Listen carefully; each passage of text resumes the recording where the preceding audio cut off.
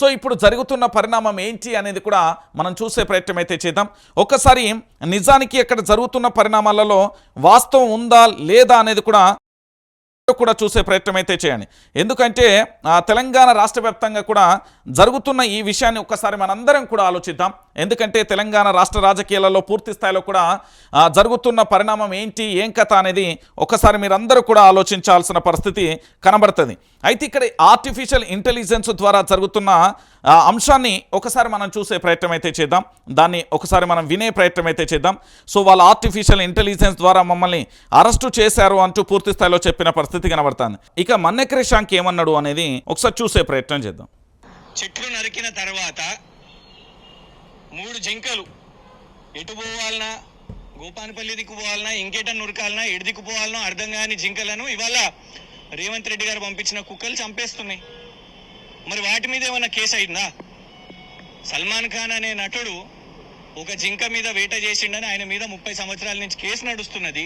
మరి ఇక్కడ 3 జింకలు ఇప్పుడు చనిపోతే దానికి బాధ్యులు ఎవరు? దాని మీద విచారణ జరగాలి కదా. జింకల ఫోటోలు పెడితేనే, జింకలు చనిపోతున్నాయని ఫోటోలు పెడితేనే కేసులు అయితే మరి జింకలు ఎవరి కారణం వల్ల చనిపోతున్నాయి?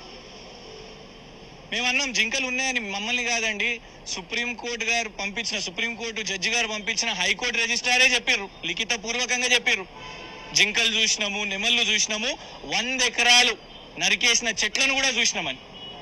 మళ్ళీ ఇంకొక అయ్యో గారు అదే ఎందుకు పెట్టిండ్రు అని అంటే, మరి 10,000 కోట్లు ఐసిఐసిఐ బ్యాంక్ దగ్గరికి వెళ్ళి ఆల్రెడీ తీసుకున్నారు కదా, ధరలను కూడా పెంచి తర్వాత తగ్గించి 75 అని చెప్పి మళ్ళీ తర్వాత 52, ఇవాళ తేడా చూసుకుంటే 10,000 కోట్లు.